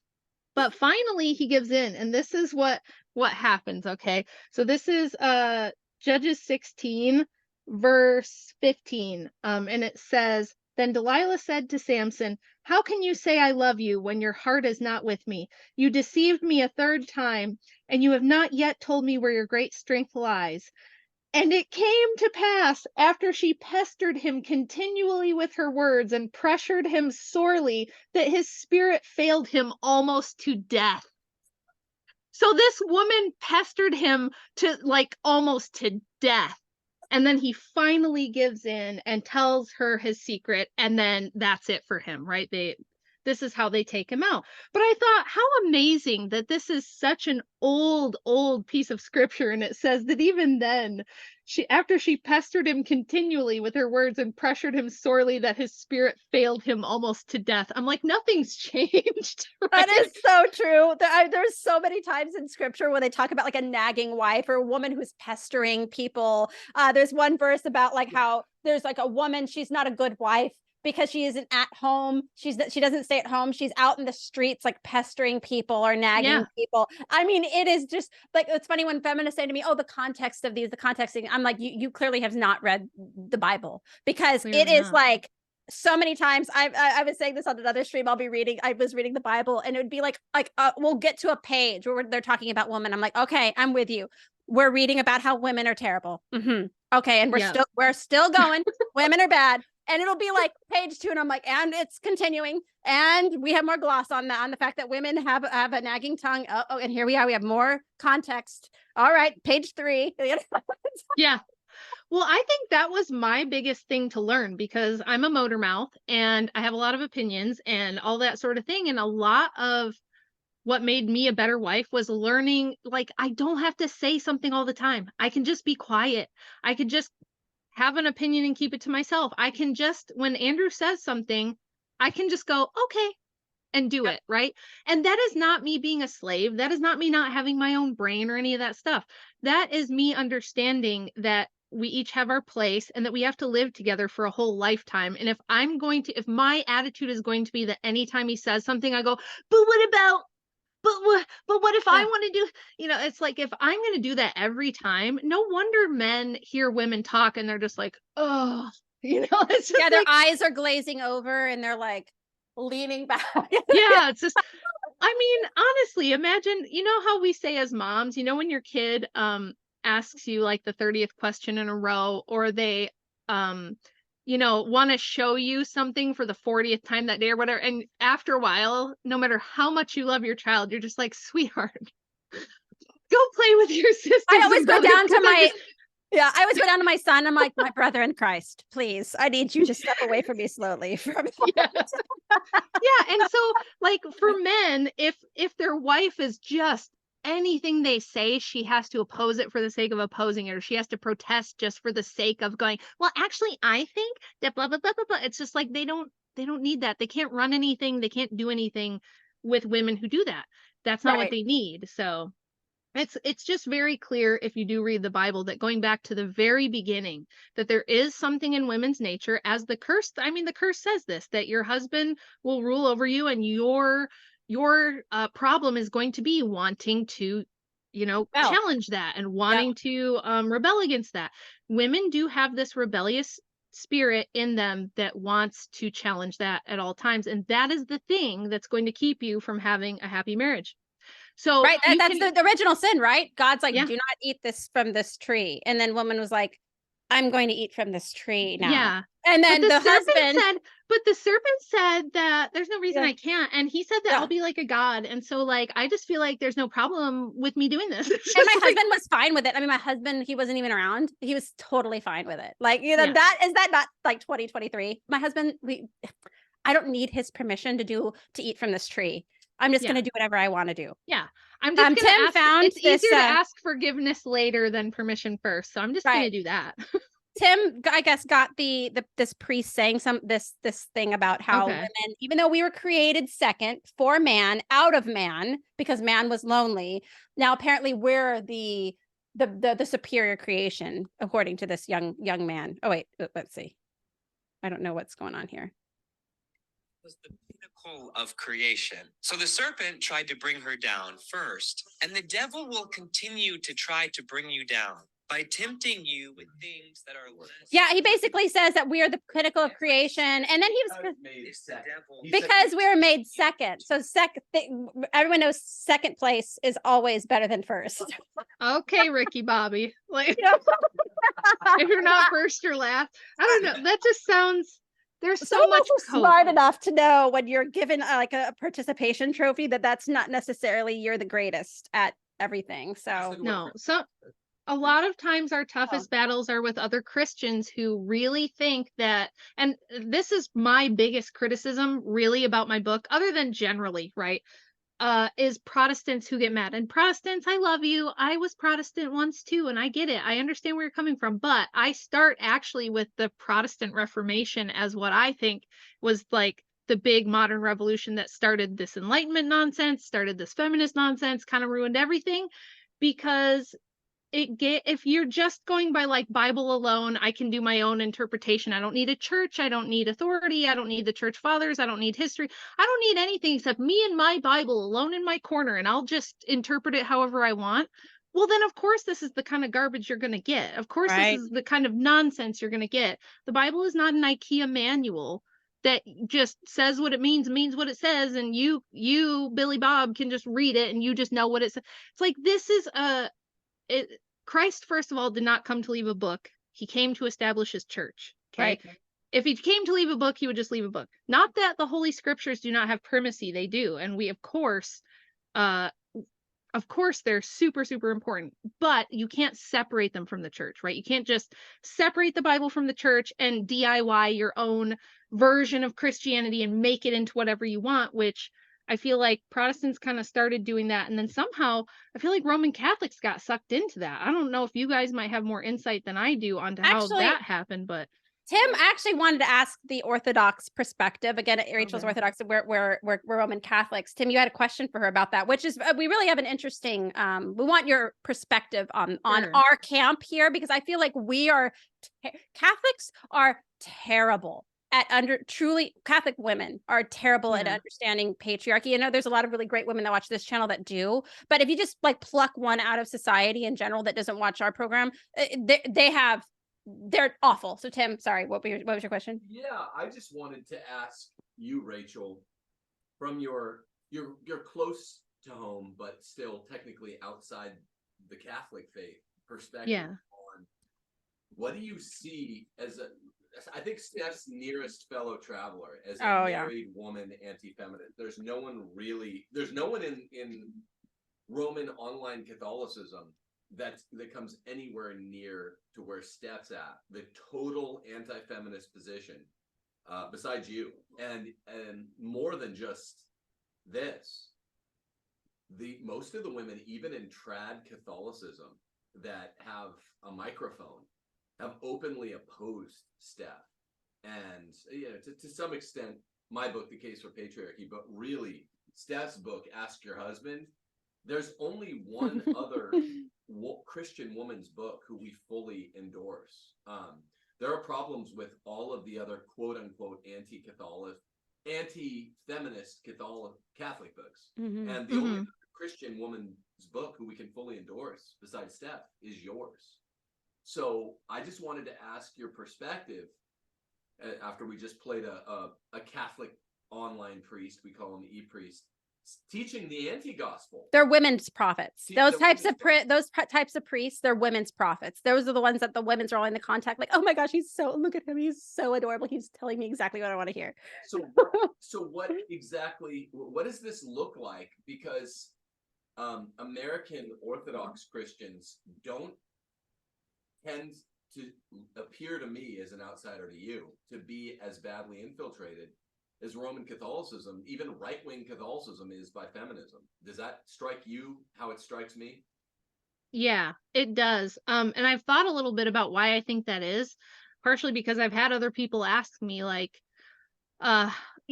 here in the West, a lot of people don't even know about Orthodoxy. And so they'll be like, well, how come it seems different like this? And I've, like, my book has been really well received by the Orthodox world, which I didn't know if it would. When I first wrote it, I was like, this is we're gonna see how this goes. We'll see what people think of it. But this is my research. This is what I think and what I believe happened. And I think I make a good case. And the Orthodox world has been really receptive. There's only been a couple of, like, it's almost opposite of what you guys have, where it's the saboteurs and the infiltrators who don't like it and say bad things about me. And generally, like, all the other clergy and like online personalities have been like, thank you for writing this. We need this really badly. Like, people need this. And I think some of the reasons why are a couple of things. One is Orthodoxy has been pretty sheltered from Western liberalism because of the Cold War, with a literal Iron Curtain, right? That kind of protected it from a lot of feminist ideology. That's one reason. And then another reason would be the Enlightenment stuff. This is what my second book's actually about, is what happened in Russia and the Eastern Bloc and like Central Asia with feminism, where they did get feminism pushed on them, but it was a much more like Marxist Bolshevik version, and like how that went down. Whereas in the West, they used libertarianism, Enlightenment, liberalism to push feminism. And the two groups were actually pretty opposed. They had some things in common, but those feminists fought a lot. Like, the Bolshevik feminists fought a lot with the Western liberal feminists and did not even see them as being on the same team, because they were like, you want property rights and you want jobs and like money and inheritance, and we don't believe in any of that. So I think in the West, we had this Enlightenment liberalism, this liberty, equality, fraternity stuff.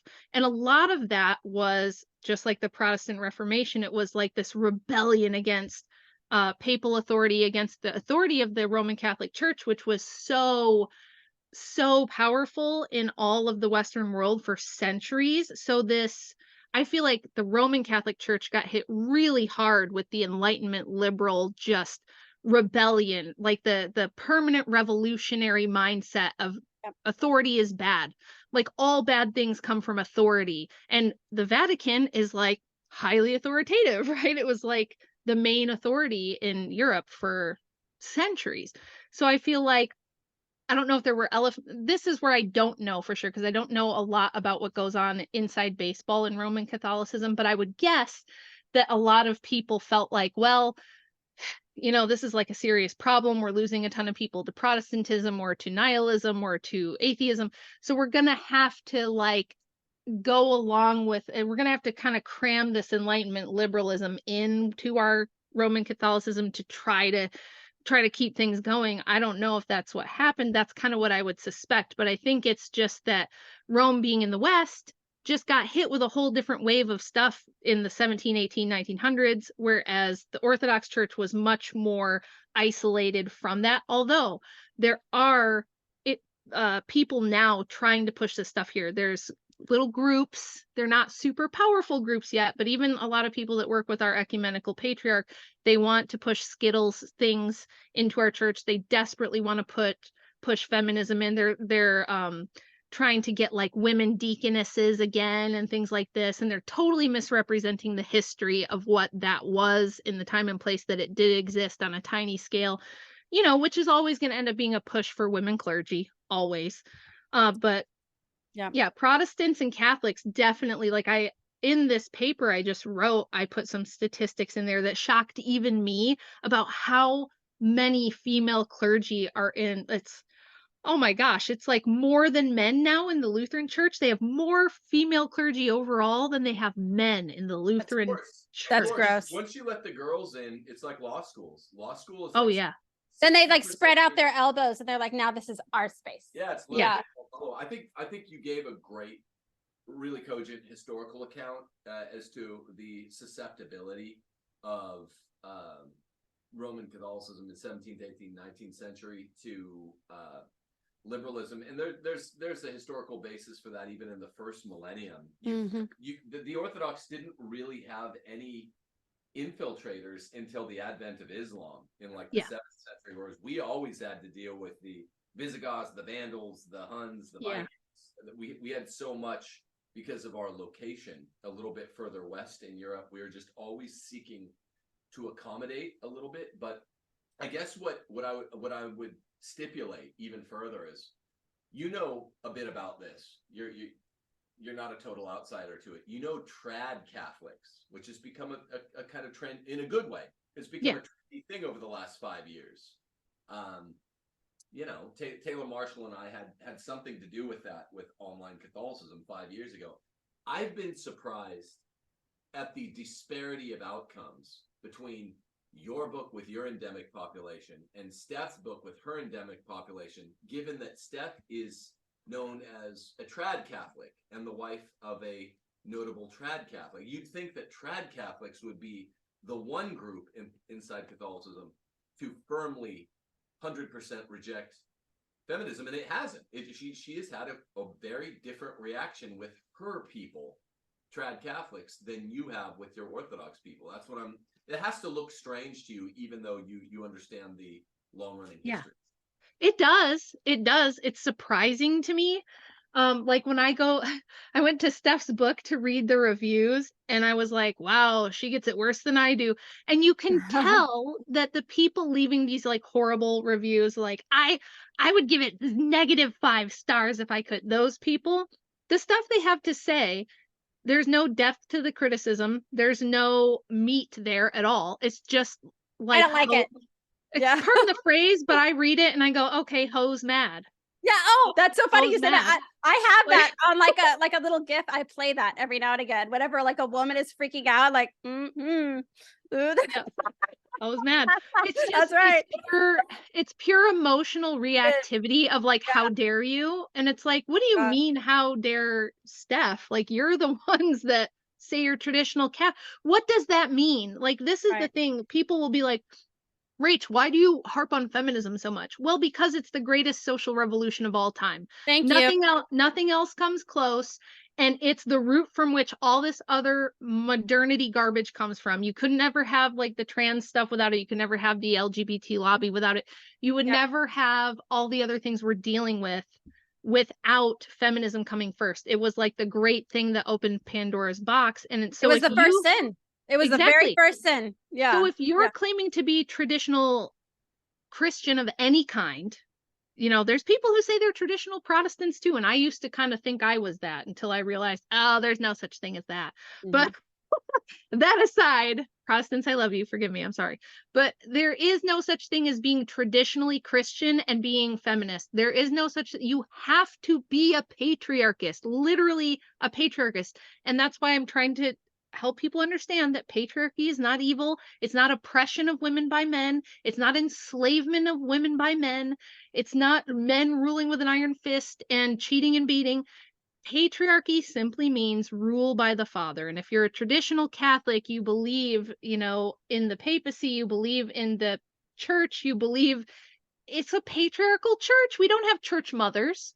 We don't have great female bishops of old. We don't have female apostles, you know, and there's people will twist and turn everything from like Mary Magdalene. Everybody loves to now say all kinds of crazy stuff about her that's not true to try to justify things. It's all pure cope. If you think you're a traditional Catholic, you have to be a patriarchist. If you think you're a traditional Christian of any stripe at all, you have to be a patriarchist. That's what our worldview is. Christ could pick like men and women for his apostles, right? Boom, 12 men, case closed. And we do not have an element of goddess worship. And this is why, like when Tim was talking about the early Western church having to deal with all the groups they were dealing with, those cultures were all pagan and they did have goddess worship. So that was probably just like pressing and pressing and pressing all the time. And it is again now. There's a huge return to that because of feminism, because feminism is now the air you breathe, it's the water you swim in, it's the default setting. So a lot of people do look at Christianity and go, well, that's a mean old patriarchal religion. Why would I want that? I'm going to do Wicca and I'm just going to have plants and like worship goddesses and the divine feminine and all this nonsense. We don't have that. And it is another thing that makes us very unique in the world, is that we don't have an element of goddess worship or divine femininity. We believe in the Trinity, which is 3 persons that are male in nature, maybe not in the exact same ontological sense that human beings are, but man's made in the image of God. Like, we could sit here all day and just like you guys have done with your books, point this out, and it's like super clear cut. It couldn't be more clear. And yet there's this instinct to like try to wedge the feminism in there any way we can, and that if anyone speaks out against it, that they must be pro enslavement of women. You must be pro maltreatment of women. You don't even see women as human beings. You think they're inferior. Now, when we say inferior, what do we mean? Do we mean when Stephanie says, look, men are the superior beings and women are, you know, below them in rank? She's not saying, therefore, treat them terribly and beat the crap out of them and like subjugate them to horrible torture. Nobody is saying that. No. But in the same way that we don't see children, I don't see my 5-year-old as being on the same level with me. I don't see my 5-year-old as having like human rights that all adults have and they can go to court and you know, sue somebody, or no, there's differences, and none of that means treat someone bad, you know, subjugate them to terrible things. It doesn't mean that. And everyone likes to say, but historically, in this case, a man did something bad to a woman. What I would like everybody to remember, anytime you hear horror stories of what men did to women, for every one horror story of historical bad things men did to women, you can find 1,000 historical examples of bad things men did to men. Okay. So, and people try to separate these. They try to act like women have just they've gotten the short end of the stick all through history until suffrage, and now women are finally equal. That is not true. Men historically were far more subjugated and abused and whatever by other men than women ever were. So And we just don't think of it correctly. We don't frame these things correctly from a historical perspective, from a philosophical perspective, or from a moral perspective. None of the three of us are saying woman inferior, therefore beat her. Like, no, but Stephanie just got done telling you how great her life is. I just got done telling you how great my life is. We don't have to, like, we don't have husbands that are like, you better go to work and pay half the bills. Yeah, we don't I mean, all these other men farm their wives out. I mean, Tim always says they pimp their wives out for the almighty dollar, right? Yeah. And it's like, that's what I think is abuse. I think that's abuse. Too. Telling your wife who just has a newborn baby, hey, yeah, spend a couple of weeks with it, wean it, put it in daycare, go back to work to make our family money.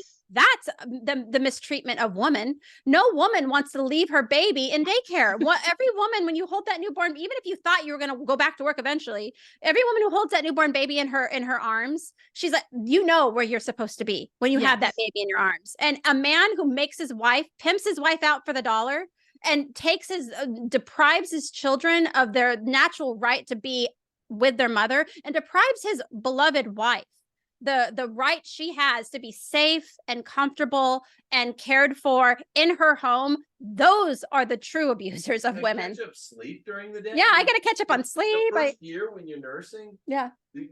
I mean, yeah, you have other things to do around the house, but it's nice for you to be able to sleep in and to maybe take a nap or two in odd times of the day. I don't get how it's conscionable that this has happened, because it's not conscionable. I agree with you. And that was my biggest wake up call, was having my first baby. That was when I really just went, how the hell is this how everyone does everything? This is so nonsensical and crazy that we just, okay, have the baby, spend 2 weeks, and then, yeah, like you said, wean it and stick it in a daycare, and then you go pretend that you care about your crap retail job or your crap office job or whatever, as though that means anything anymore. And I get so many messages from women saying, like, I don't know what I'm doing wrong nursing, right? I just feel like I'm sitting here all day nursing, and I'm like, yes, you're supposed to. Yeah. You're supposed to. That is normal.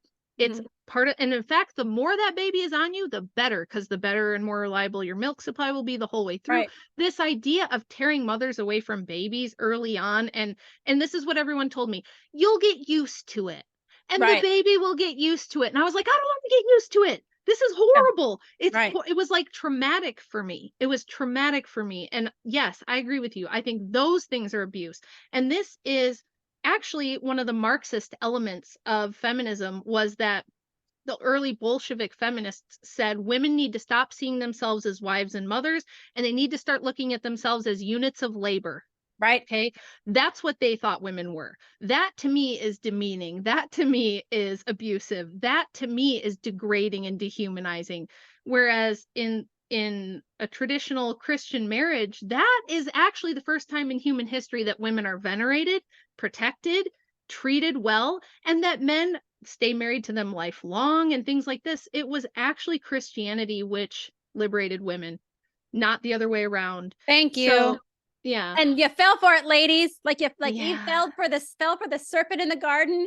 You ladies fell for it. You fell for the modern serpent, the woke serpent that tells you to abandon your children, abandon your husband, and go into the workplace. That's what women are followers. They get told what to do, and they're like, oh, okay, I'm supposed to go work now, and I'm supposed to leave my kids. Okay, I'll go do that. I mean, St. John Chrysostom says it the best. I'm going to say this real quick. He said, Eve was deceived by a lesser creature. She was deceived by a beast. She wasn't even deceived by another human being. Right. So he said Eve was deceived by a lesser creature and therefore ruined all.